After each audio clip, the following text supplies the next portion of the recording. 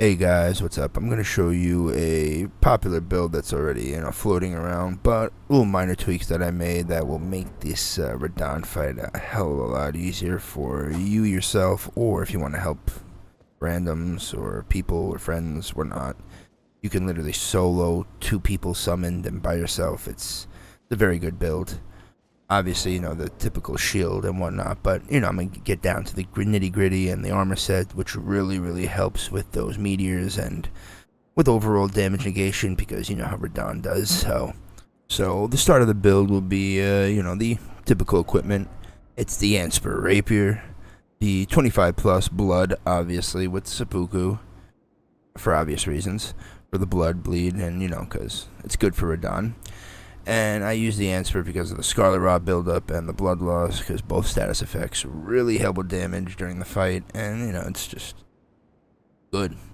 And the Fingerprint Stormfield, for again obvious reasons, it's like the best shield in the game, or great shield, whatnot. I put no skill on it just because you can buff the shield and seppuku at the same time without losing a buff on either the weapons or shield.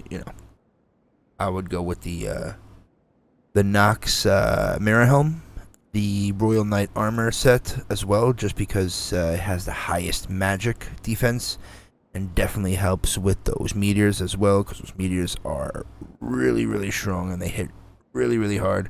Same thing with this, the Dragon Crest Great Talisman, for obvious reasons, for the physical damage from, Radahn himself and from his meteors, because they also do physical. The Golden Braid, for damage, holy damage negation, again, for the second phase, Michaela's phase, Spelldrake Talisman, magic for the second part of the meteor damage, because it's physical and damage and magic damage, so you want to get all areas checked off. And then you get the two-headed turtle talisman for the stamina recovery, which really helps with, blocking Radahn and stamina recovery, and, And the the tiers that I use is the Green Burst Crystal tier for the stamina recovery speed, and the Opaline hard tier for the obviously the damage negation. I like to use the 3-minute ones because 3-minute ones last the longest, and I like to pop them at the start of phase 2 because last for the entirety of the fight.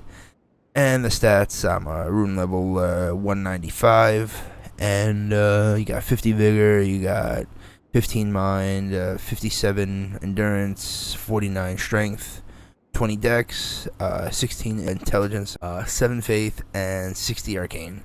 The ones that you kind of need, well, pretty much are necessary for this build, is the 60 arcane for the bleed procs, 20 dexterity for the Anspur, that's the minimum that you need for the Anspur, 48 or 49. I like to put 49 because I could use the more shield or the fingerprint depending on how I'm feeling the day. And then the endurance, I just like to put more endurance because you want to roll more, or you can if you want, if you're not an astrologer like my character is, you can actually take that 16 intelligence, you can get it down to 12 for the scholar shield and put the 4 in maybe vigor or the rest in endurance, whatever you want to do. It's open for interpretation, but those ones that I stated, you definitely need because for the equipment wise. But yeah, besides that, this is what you're gonna look like, and trust me, you will you will beat up Radahn multiple times. I not with this specific build, but kind of this build because I've been experimenting. I beat him over 180 times, so I'm pretty sure this build is pretty good. I'm pretty sure that anyone can kind of use it. It's very, very easy and easy to learn and easy to pick up. I will also be showing you how to do the fight, so kind of know when to heal, when to dodge, when to whatnot. I'm gonna explain everything. Well, I'll try to. And I hope this helps. And yeah, I'll see you in the fight sequence. All right, this is the start of the Radahn fight. Very basic, just I throw a throwing knife to get aggro and hold up the shield, and alright, so I'm going to be showing you when exactly, as the times. So when his two swords are up in the air like this, you have enough time to put down your shield and regain all your stamina back to full, or pop a flask and heal to full wherever you need. This is the point in the fight where you can recover. Even in phase 2, it's very similar. The animations when he sticks his sword down and shoots the swords up, and you see a giant, AOE with the holy attack. Just keep in mind, always look for that point if you ever need a heal or your stamina back, as you'll see during the fight. I use these points. See, as my stamina goes up there, I stab, stab, stab. I also use this point where the meteors are up in the air. Also good time to regain stamina. Not so much heals for that one, just for stamina.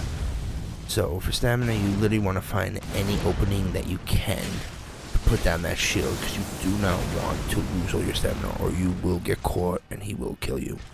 It will happen. Even though this build will, negate a lot of the damage, he still is Radahn, and he still will truck through. So as you see, any chance he is off of me, or any chances he's not attacking, I put that shield down, regain that stamina. Here I pop the flask, and I pop the scholar shield again for the start of the second phase. Typical stuff that you do in any fight. I run to him. Again, make sure the stamina is there. Holding it right here. So as you see, he's gonna do the same thing. He put his shields down and do the sword thing. This is the same thing he did from phase 1, and he's doing in phase 2. Same animation, except this one is a lot more obvious since it's very colorful. It looks like fireworks, and it's crazy going on. So here, as you see, my stamina is extremely low. If I keep my shield up and he attacks me again, I will die. I need to put my shield down at this point. You need to do that. So when I put my shield down, as you see, the stamina goes all the way full. Boom. And then that's it. And then right here, this is also another time. Right here, when he does that anime, I call it the anime move. You can heal here, or you can regain stamina. It's a huge opening, a huge recovery time. Just a great time as well. The anime move, when he does that, you'll see it. You know what it is. It's the charge, teleport. And yeah, typical, Yeah, I kind of let my shield down at any point again. Like right now, let the shield down. Right here, I like to stop. When he does the double slash too, this double slash with the two swords out like that, is another point where you can only get stamina. I would not try to heal here. That is a bad idea. You will get caught here and you might die. So just don't try to heal here. Even as an emergency heal, don't do it. I'll tell you when you can do like an emergency heal. When the grab happens, but you'll see when the grab happens. It should happen soon. Let's see, typical, holding down the shield. One thing. All right, here's the grab. Dodge the grab. You're gonna have to dodge the grab. You cannot block it. The rule of thumb for the grab, at least for me, is when he's at his highest point, dodge. So when his feet are at his highest jump, just dodge. Just press the dodge button, and you will dodge it every time. Easier said than done, obviously. Good time to regain stamina. Not so good time to heal. You can heal. I've healed before, but it also depends on what his follow-up attack is. If he does a backswing, you will get hit by it. If he doesn't, you'll get lucky. So it's just, luck of the draw. You know how Radahn is. You could just get the Runa Makella.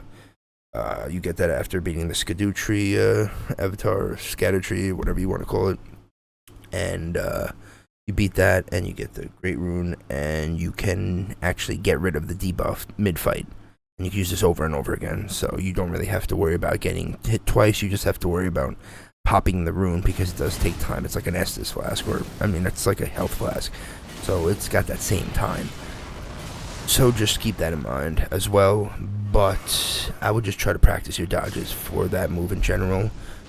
And, he died before he could even do his comment because of the Scarlet Rot, because Scarlet Rot's that good. And that's the Radahn fight in a nutshell. Obviously, you might have trouble at first, learning the whole stamina recovery and stamina. This is after 180, kills of Radahn, over 500 attempts. So, it is what it is. But I'm sure you guys will get the hang of it. And thanks for watching, guys. I appreciate you guys. Consider subbing if you liked the build and my content.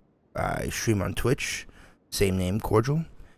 And yeah, have a great day / night wherever you guys are, and catch you guys in the next one. Peace, peace.